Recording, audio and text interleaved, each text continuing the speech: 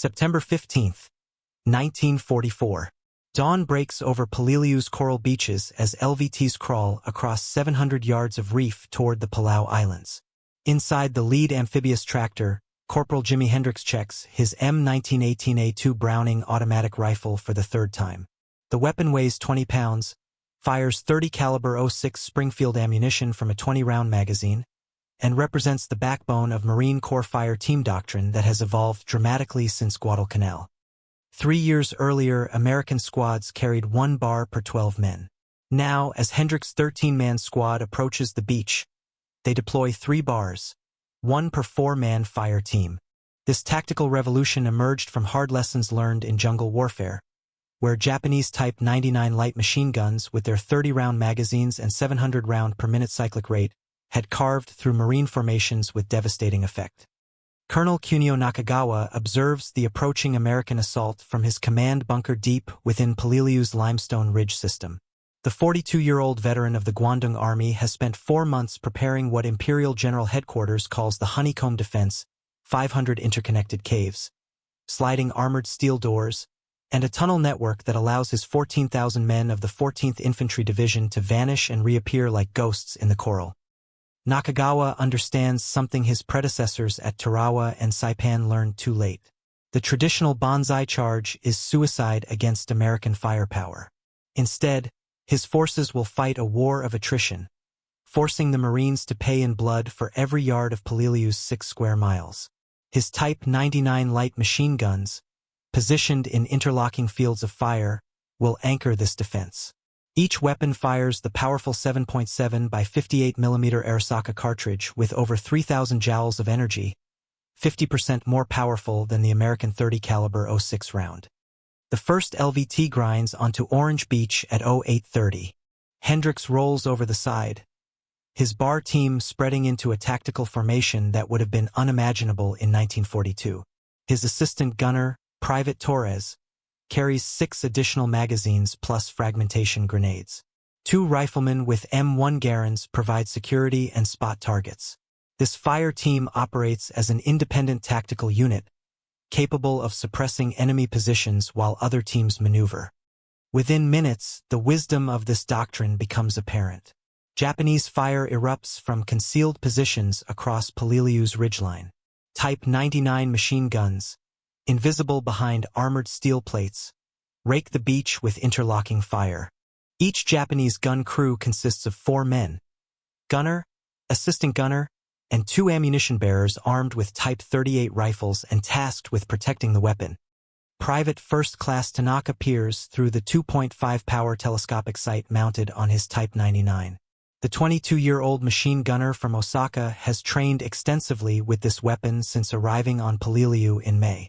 Unlike the earlier Type 96, his gun requires no oiled ammunition, features a quick change barrel system, and maintains accuracy at ranges up to 1,500 meters.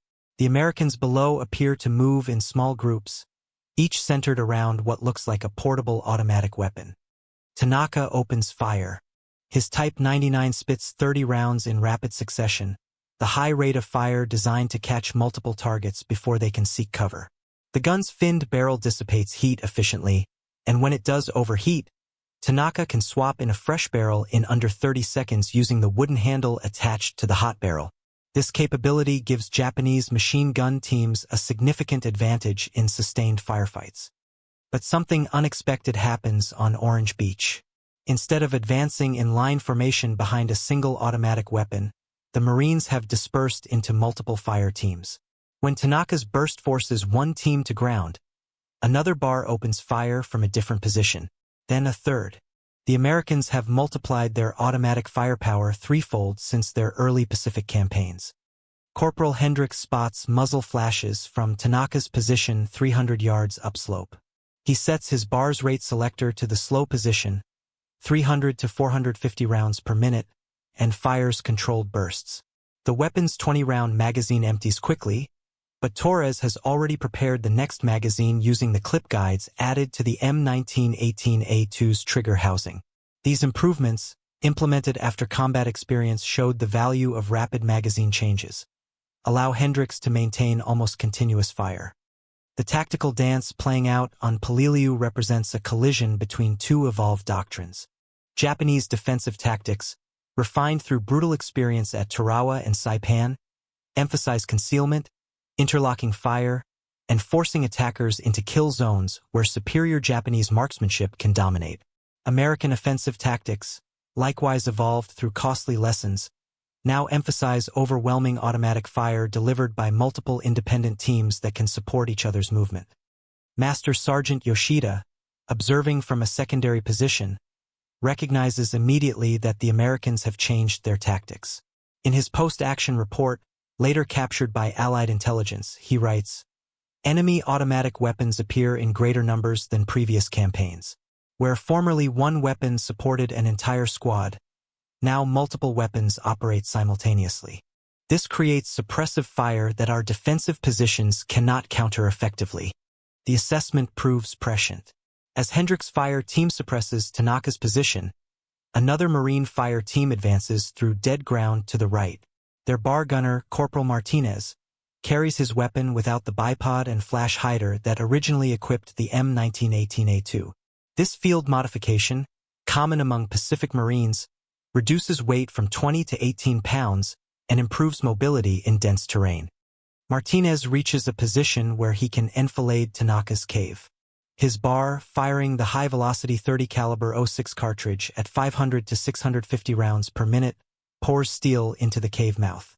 The heavier American bullet, though less energetic than the Japanese 7.7mm round, delivers superior stopping power at close range due to its greater mass and proven terminal ballistics.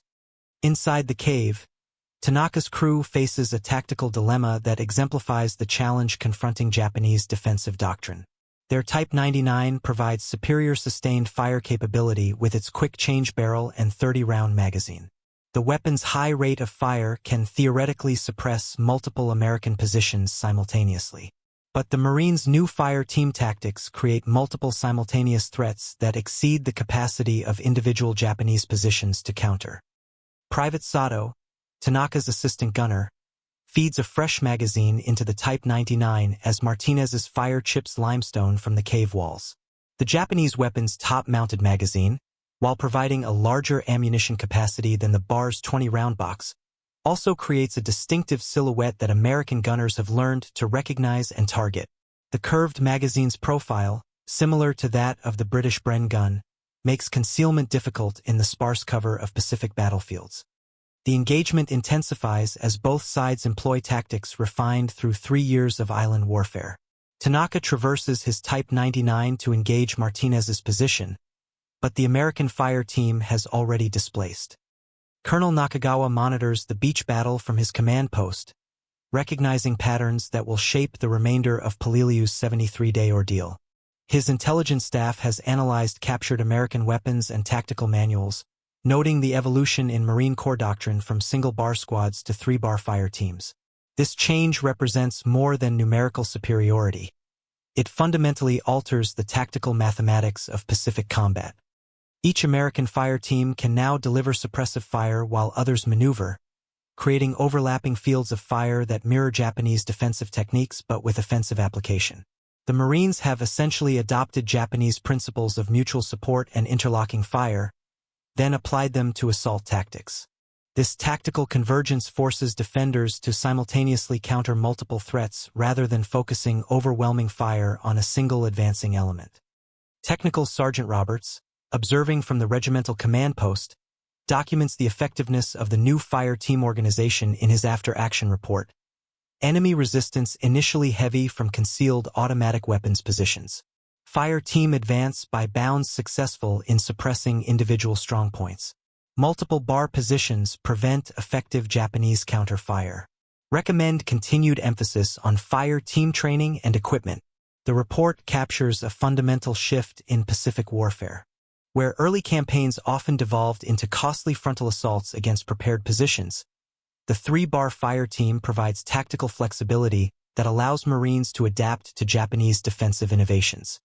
As the morning progresses, Peleliu's coral landscape witnesses the practical application of this doctrine across multiple landing beaches.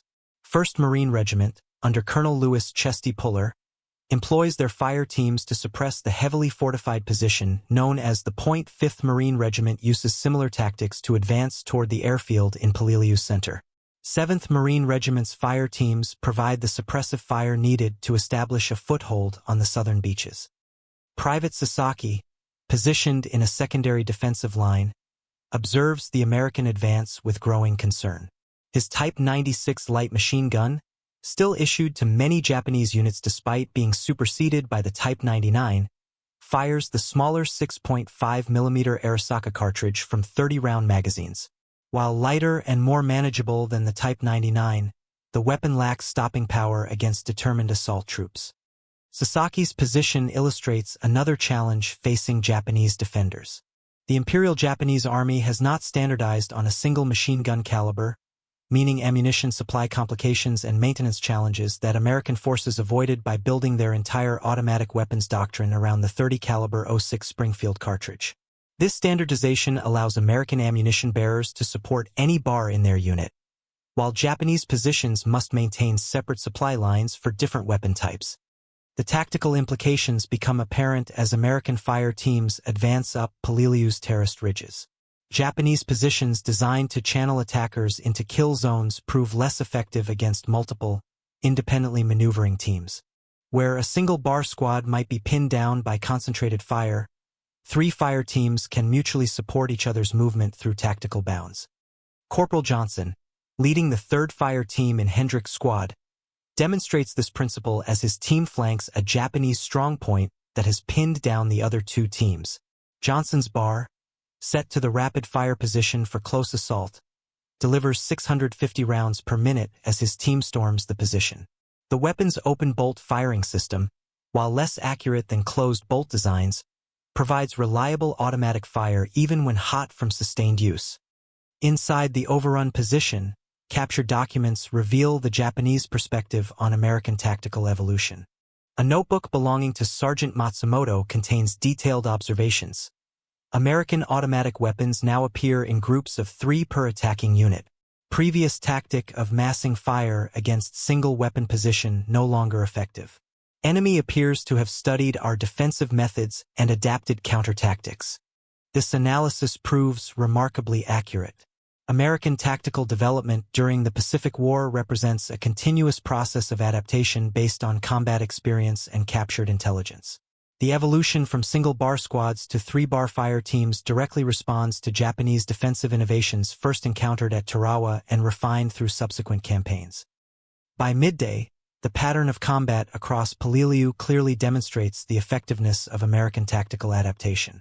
Japanese positions, designed around the assumption that attackers would concentrate their automatic weapons, struggle to counter the distributed firepower of multiple fire teams. The mathematics of suppression favor the Americans. 3 bars can deliver more sustained fire than individual Japanese positions can counter. Technical factors also influence the tactical balance. The bar's reliable gas-operated mechanism, originally designed by John Moses Browning for World War I trench warfare, proves well-suited to Pacific conditions. Unlike the Japanese Type 99's complex headspace adjustment system, which requires trained armorers for proper maintenance, the bar's simpler design allows field-level maintenance by individual Marines. Private Watanabe, whose Type 99 jammed during the morning's fighting, understands this reliability differential firsthand. Japanese light machine guns, while featuring superior sustained fire capabilities, require more maintenance and skilled operators than their American counterparts. The Type 99's precision manufacturing, necessary for its quick change barrel system, makes the weapon sensitive to sand, coral dust, and the rough handling inevitable in assault operations. The afternoon brings renewed Japanese resistance as Colonel Nakagawa commits his reserve positions. Hidden artillery, including the deadly Type 91 10-centimeter mortars, targets American concentrations on the beaches. But the dispersed nature of 3-bar fire teams reduces the effectiveness of indirect fire compared to earlier campaigns where concentrated formations offered more lucrative targets. Staff Sergeant Murphy, coordinating between multiple fire teams, notes the tactical advantages of the new organization in his field notebook. Fire teams maintain communication through hand signals and proven SOP. When one team engages, others can maneuver without detailed coordination. Bar positions provide continuous suppressive fire throughout team movements. Japanese cannot mass fire effectively against distributed targets. This decentralization represents a significant evolution in American small unit tactics. Where previous Pacific operations required extensive communication between widely separated automatic weapons, fire team doctrine pushes decision-making down to the squad level. The Japanese response reveals their own tactical adaptation. Rather than attempting to counter American fire teams directly, some positions focus on cutting ammunition supply lines. Japanese snipers, recognizing that each fire team requires substantial ammunition resupply, target Marines carrying additional magazines and ammunition. This counter-tactic forces Americans to allocate more personnel to ammunition-carrying duties. Corporal Nakamura, observing from a carefully concealed position, tracks American ammunition consumption patterns through his rifle scope. His report, later found in captured documents, notes, enemy automatic weapons consume ammunition rapidly. Teams require frequent resupply. Targeting ammunition bearers may reduce enemy fire capability more effectively than engaging automatic weapons directly. This analysis leads to tactical adjustments on both sides. American fire teams begin varying their ammunition-carrying procedures, with all team members sharing magazine-carrying duties. Japanese positions attempt to coordinate fire against ammunition resupply routes. The tactical dialectic continues to evolve throughout Peleliu's extended campaign. Evening brings temporary respite as both sides consolidate positions, but the day's fighting has established patterns that will define the remainder of the battle. American fire teams have demonstrated their ability to advance against prepared positions through mutual support and distributed firepower. Japanese defenders have learned that traditional defensive techniques require modification to counter multiple simultaneous threats. Intelligence reports flowing back to higher headquarters on both sides reflect these tactical developments. American assessments emphasize the success of fire team organization and request continued priority for bar ammunition resupply. Japanese reports acknowledge the challenge posed by distributed American automatic weapons and recommend tactical modifications for future defensive operations. The night of September 15th sees both sides preparing for renewed combat, but the fundamental tactical equation has shifted. 3-bar fire teams provide American assault forces with unprecedented tactical flexibility, while Japanese defensive doctrine must adapt to counter multiple independent threats rather than single concentrated targets. In his evening report to division headquarters, Colonel Nakagawa captures the challenge facing Japanese forces. Enemy employment of multiple automatic weapons per attacking unit creates new tactical situation. Previous defensive planning assumed concentration of enemy fire capability. Current enemy organization distributes fire capability across multiple independent teams. Recommend tactical modification for future defensive operations. The assessment proves prophetic. Peleliu's 73-day battle will see continued refinement of both American fire team tactics and Japanese defensive countermeasures. But the fundamental advantage lies with the force that has successfully adapted its organization to counter enemy innovations while maintaining tactical flexibility for future adaptation. September 16th dawns with renewed American assault operations, but now both sides understand the tactical framework that will govern the remainder of the campaign. Fire team tactics, centered around 3 bars per squad, provide American forces with the distributed firepower and tactical flexibility needed to advance against sophisticated defensive positions. Japanese forces, while maintaining superior individual weapon capabilities in some areas, face the challenge of countering multiple simultaneous threats with finite resources. The lessons learned on Peleliu's coral ridges will influence American tactical doctrine for the remainder of the Pacific War and beyond. 3-bar fire teams prove their effectiveness in subsequent operations at Iwo Jima and Okinawa, where Japanese defensive tactics become even more sophisticated. The tactical principles developed through this evolution continue to influence small unit organization and doctrine in contemporary military operations. Technical Sergeant Williams, observing the morning's renewed assault, documents the continuing effectiveness of fire team tactics in his operational journal. Fire teams continue to demonstrate tactical superiority in complex terrain. Multiple bar positions provide redundancy against enemy counter-fire. Team independence allows rapid adaptation to changing tactical situations. Recommend standardization of current organization for future operations.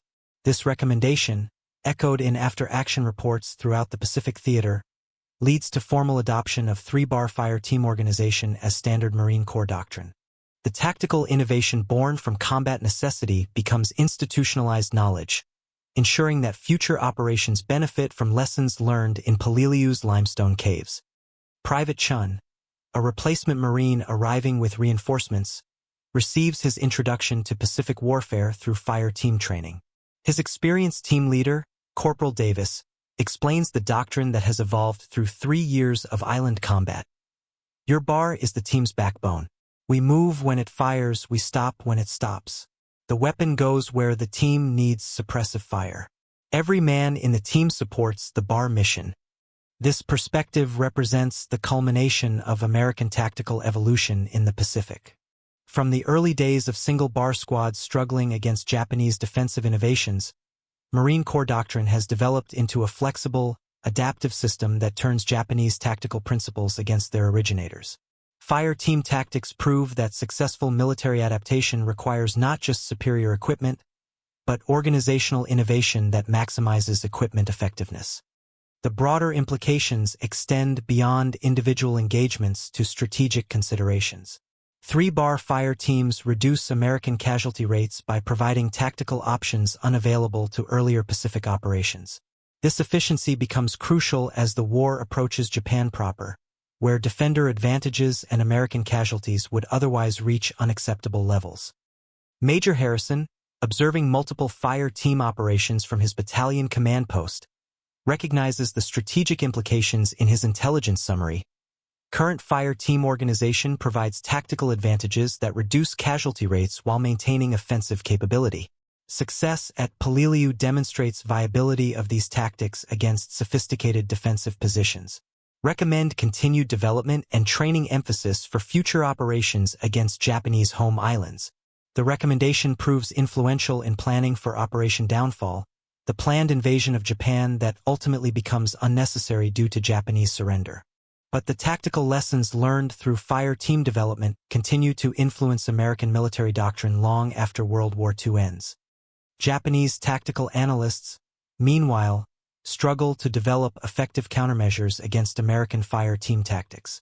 Lieutenant Colonel Suzuki's post-battle analysis, captured after Peleliu's fall, acknowledges the challenge.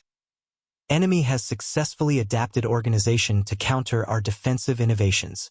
Multiple independent automatic weapons teams create tactical problems our current doctrine cannot effectively address. Recommend fundamental revision of defensive tactics for operations against similar enemy organization. This analysis, shared among Japanese defensive planners, influences the final defensive preparations for Iwo Jima and Okinawa. But the fundamental mathematical advantage of 3-bar fire teams proves difficult to counter. The afternoon of September 16th brings the culmination of fire team tactics as American forces assault Peleliu's Central Ridge system. Multiple fire teams, coordinated at squad level but operating independently at team level, create a pattern of suppression and maneuver that overwhelms individual Japanese positions. The tactical innovation proves its worth against the most sophisticated defensive system Japanese engineers have yet constructed. Corporal Yamada, one of the few Japanese survivors of the Ridge fighting, later describes the experience during Allied interrogation. American fire came from all directions simultaneously. When our machine gun engaged one position, 2 others would fire on our cave. We could not counter all threats. The technique was very different from previous American attacks. This testimony, corroborated by multiple sources, provides insight into the tactical impact of American fire team development. The distributed nature of 3-bar teams creates a tactical problem that Japanese defensive doctrine, optimized for channeling attacks into concentrated kill zones, cannot effectively solve. As evening approaches on September 16th, American fire teams have established footholds throughout Peleliu's defensive system.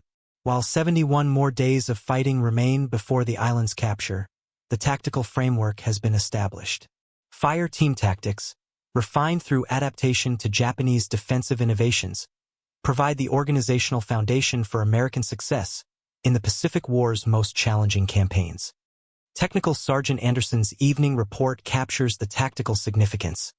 Fire team organization continues to prove effective against prepared positions. Multiple bar teams provide tactical flexibility unavailable with previous organization. Enemy defensive tactics appear optimized for different threat pattern. Current organization maintains tactical advantage. This advantage, purchased through the blood and sacrifice of thousands of Marines, represents more than tactical innovation. It demonstrates the capacity of American military organization to adapt, learn, and overcome sophisticated enemy doctrine through institutional flexibility and battlefield experience. The nights of Peleliu echo with the sound of wounded Marines being evacuated and reinforcements moving forward. But they also witness the quiet conversations where experienced NCOs pass tactical knowledge to newer Marines, ensuring that hard-won lessons survive individual casualties and unit rotation. Staff Sergeant Lopez, briefing replacement fire team leaders, emphasizes the human element behind tactical success. The bar is just a tool. Fire team tactics work because Marines make them work. Every man knows his job, supports the team mission, and adapts to battlefield conditions. The weapon enables the tactic, but Marines execute it. This perspective captures the essential truth behind American tactical success in the Pacific. Superior weapons and innovative doctrine provide necessary foundations, but battlefield effectiveness requires skilled personnel who understand both their equipment and their mission within the larger tactical framework. September 17th brings renewed fighting as Japanese forces attempt to disrupt American consolidation through counterattacks against established fire team positions. These engagements test the defensive capabilities of three-bar organization and demonstrate the versatility of American tactical adaptation. Corporal Thompson's fire team, established in a captured Japanese position, faces a night infiltration attempt by remaining enemy forces. The engagement illustrates how fire team organization provides advantages in defensive as well as offensive operations. Three bars, positioned to cover different approaches, create interlocking fire that duplicates Japanese defensive principles, but with superior American reliability and ammunition capacity. Private Fujita, leading the infiltration attempt, encounters a tactical situation unfamiliar from previous Pacific operations. Instead of locating and neutralizing a single American automatic weapon, his team faces multiple positions that can provide mutual support. The tactical challenge proves insurmountable with available Japanese resources and training. The failed infiltration, documented in Thompson's after-action report, demonstrates the comprehensive nature of American tactical adaptation. Fire team organization effective in defensive role. Multiple bar positions provide redundant coverage.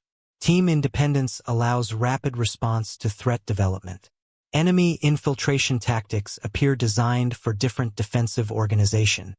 This versatility, enabling the same organizational structure to serve effectively in both offensive and defensive roles, represents sophisticated tactical thinking that maximizes return on training and equipment investment.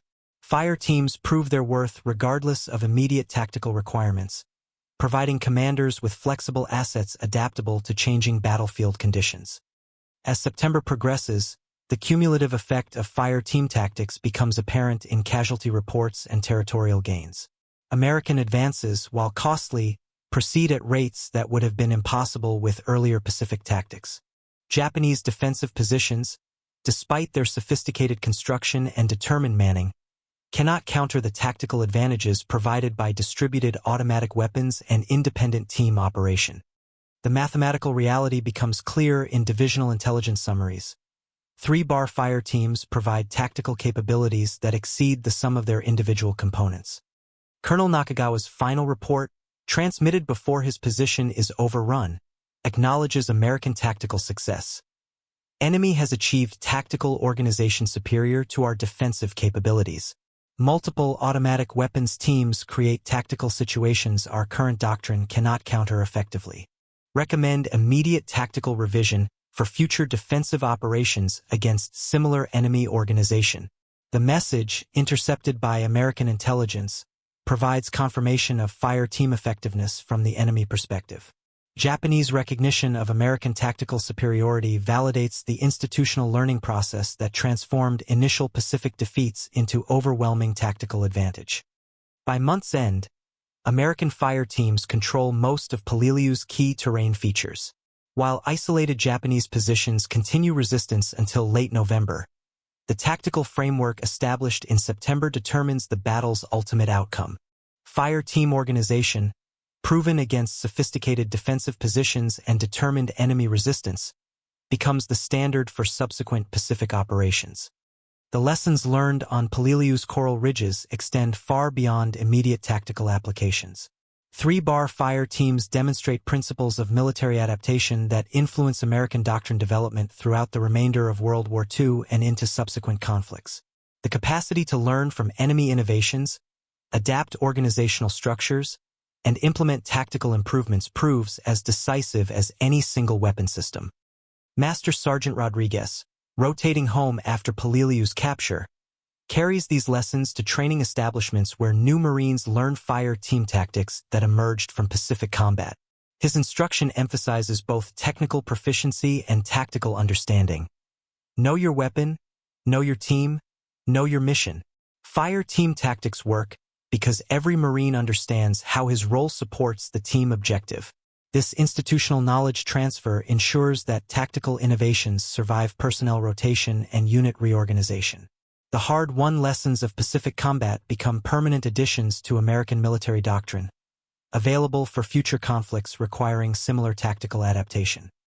October brings continued fighting as American forces reduce remaining Japanese positions through systematic application of fire team tactics. Each engagement provides additional data on tactical effectiveness and refinement opportunities. The learning process continues throughout Peleliu's extended campaign, with tactical improvements implemented in real time based on combat experience.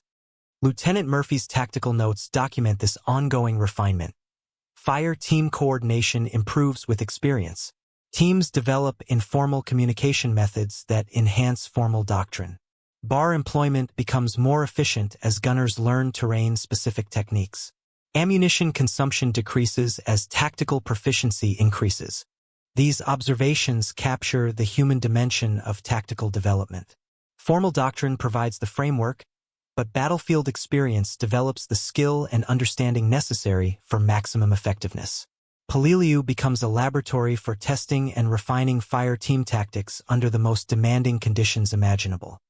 The Japanese response continues to evolve as well, with remaining positions attempting various countermeasures against American fire team tactics. Some positions try to mass fire against individual teams, others attempt to separate teams through defensive positioning. But the fundamental advantages of 3-bar organization prove resistant to tactical countermeasures available to Japanese forces. Captain Ito's final transmission, sent before his strong point falls to fire team assault, provides insight into Japanese tactical thinking. American teams operate with independence that our defensive planning did not anticipate. Attempts to counter individual teams expose positions to fire from other teams. Enemy organization provides tactical advantages our current capabilities cannot match. This assessment, echoed in captured documents throughout Peleliu, confirms the strategic significance of American tactical innovation. Fire team organization provides not just immediate battlefield advantages, but systemic superiority that shapes the broader pattern of Pacific combat. November witnesses the final reduction of Japanese resistance on Peleliu through continued application of fire team tactics. The 73-day battle concludes with complete American victory, but the tactical lessons learned prove more valuable than territorial conquest. 3-bar fire teams have demonstrated their effectiveness against the most sophisticated defensive positions Japanese engineers can construct. The final after-action reports document both tactical success and strategic implications. Fire team organization, proven in the crucible of Pacific combat, becomes standard doctrine for American forces facing similar challenges in future operations. The tactical innovation that emerged from combat necessity provides a foundation for military success that extends far beyond Peleliu's coral beaches. Colonel Puller's final assessment captures the historical significance. Fire team tactics developed during this operation provide tactical capabilities superior to any previous Marine Corps organization. Multiple bar teams create tactical flexibility that enables success against sophisticated enemy defensive positions. Recommend immediate standardization for all infantry units. This recommendation, implemented throughout American forces, ensures that Peleliu's tactical lessons benefit subsequent operations. The institutional learning that transformed initial setbacks into tactical innovation becomes permanent knowledge available for future challenges requiring similar adaptation. As November closes, Peleliu stands secure under American control. But the true victory lies not in territorial conquest, but in tactical innovation that revolutionizes American military doctrine.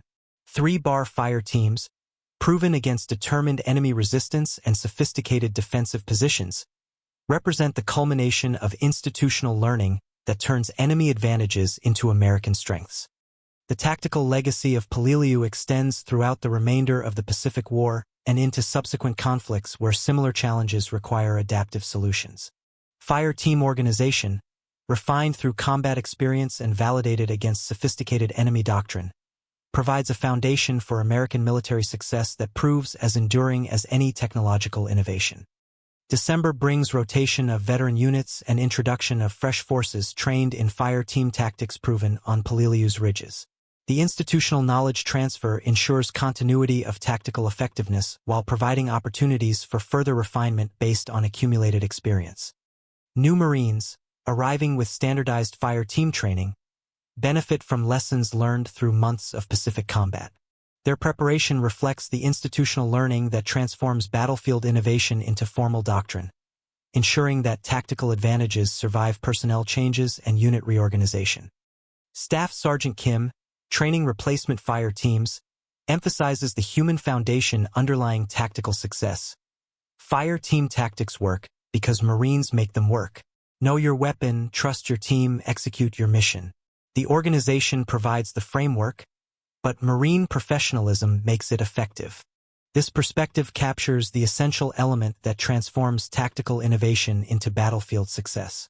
Superior organization and equipment provide necessary foundations, but human skill and dedication enable the tactical effectiveness that proves decisive in combat operations. The year closes with American forces throughout the Pacific employing fire team tactics proven at Peleliu.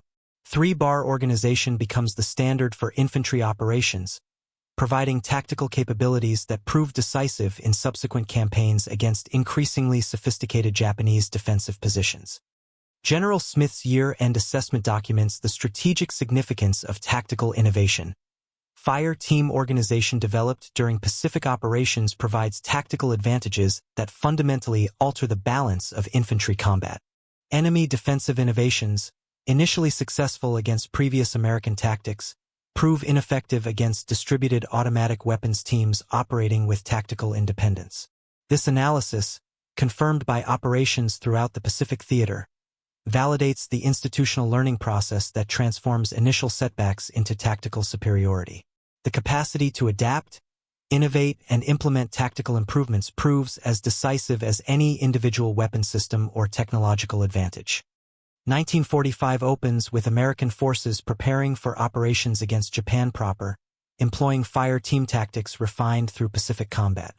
The tactical innovations proven at Peleliu provide the organizational foundation for success against the most challenging defensive positions Japanese engineers can construct. The legacy of 3-bar fire teams extends far beyond immediate tactical applications to influence American military doctrine throughout subsequent conflicts. The principles of distributed firepower, tactical independence, and organizational adaptation prove relevant wherever forces face similar challenges requiring innovative solutions. Training establishments throughout the United States incorporate fire team tactics into standard curriculum, ensuring that tactical innovations developed in Pacific combat become permanent additions to American military knowledge. The institutional learning that transformed battlefield experience into formal doctrine provides a foundation for military effectiveness that proves as enduring as any technological development. February brings the assault on Iwo Jima, where fire team tactics faced their ultimate test against Japanese defensive positions representing the pinnacle of engineering sophistication and defensive preparation. The tactical framework proven at Peleliu provides the organizational foundation for success against challenges that would have been insurmountable with earlier Pacific tactics. The success of fire team organization at Iwo Jima validates the tactical innovations developed through Pacific combat and refined through institutional learning. 3-bar teams prove their effectiveness against the most determined enemy resistance and sophisticated defensive positions, confirming the strategic value of tactical adaptation. March concludes with Iwo Jima secure under American control, achieved through systematic application of fire team tactics that overwhelm even the most sophisticated Japanese defensive innovations. The tactical superiority achieved through organizational adaptation proves decisive against enemy advantages in terrain, preparation, and defensive positioning. The cumulative effect of fire team tactics throughout the Pacific War demonstrates the strategic importance of institutional learning and tactical adaptation. American forces, initially surprised by Japanese defensive innovations, develop organizational responses that turn enemy advantages into American strengths through systematic innovation and implementation. April opens with preparations for the assault on Okinawa, where fire team tactics will face their final test against Japanese defensive positions representing the ultimate evolution of Pacific War defensive doctrine. The tactical framework proven throughout previous operations provides confidence that American forces possess the organizational tools necessary for success against any defensive challenge. The approaching end of Pacific combat does not diminish the significance of tactical innovations developed through years of island warfare. Fire team organization, proven against increasingly sophisticated enemy defensive positions, represents institutional learning that provides lasting value for American military effectiveness. Training continues throughout American forces, with emphasis on fire team tactics that have proven decisive in Pacific combat. The systematic transfer of battlefield experience into formal doctrine ensures that tactical innovations survive the end of immediate hostilities and remain available for future challenges requiring similar adaptive solutions. May brings final preparations for operations against Japan proper, with fire team tactics providing the tactical foundation for success against defensive positions, representing the ultimate challenge to American offensive capabilities. The organizational innovations developed through Pacific combat offer confidence that American forces possess the tactical tools necessary for victory against any defensive system. The approaching conclusion of Pacific combat provides opportunity for assessment of tactical innovations that transformed initial setbacks into decisive advantages. Fire team organization, proven through the crucible of island warfare, represents institutional learning that validates the capacity of American military organizations to adapt, innovate, and overcome sophisticated enemy doctrine. As the Pacific War approaches its conclusion, the tactical legacy of 3-bar fire teams provides lasting evidence of institutional learning that transforms battlefield experience into permanent military advantage. The organizational innovations proven at Peleliu and refined through subsequent operations represent adaptive capacity that proves as decisive as any technological superiority or numerical advantage. The human cost of tactical innovation cannot be forgotten in assessing its strategic significance. Thousands of American Marines sacrificed their lives to develop and prove organizational concepts that provide lasting military advantages. Their sacrifice enables institutional learning that benefits not only immediate operations but future forces facing similar challenges. August brings the end of Pacific combat through Japanese surrender, but the tactical legacy of fire team organization continues to influence American military doctrine throughout subsequent conflicts. The principles of distributed firepower, tactical independence, and organizational adaptation prove relevant wherever forces face challenges requiring innovative solutions.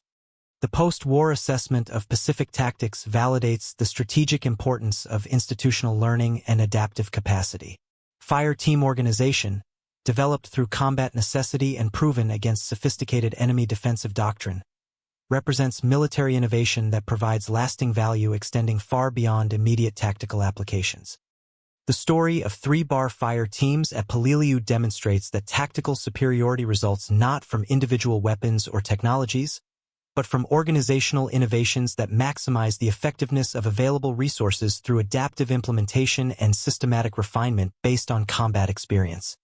Contemporary military forces continue to benefit from tactical principles developed during Pacific combat, with fire team organization providing a foundation for infantry effectiveness that proves relevant across diverse operational environments and tactical challenges, requiring adaptive solutions based on institutional learning and organizational innovation.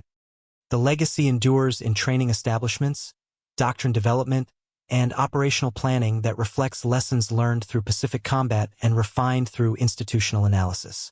The tactical innovations proven at Peleliu provide permanent additions to American military knowledge that validate the capacity for adaptive response to sophisticated enemy doctrine. The final assessment must acknowledge both the human cost and strategic significance of tactical innovation. Marines who died developing and proving fire team tactics made sacrifices that enable institutional learning, providing lasting military advantages. Their legacy lives in organizational concepts that continue to influence American military effectiveness across diverse operational challenges. The story concludes with recognition that tactical superiority results from institutional capacity to learn, adapt, and implement organizational innovations that maximize human potential and available resources through systematic application of lessons learned in combat. Fire team tactics represent military adaptation that proves as decisive as any technological advantage in determining the outcome of armed conflict.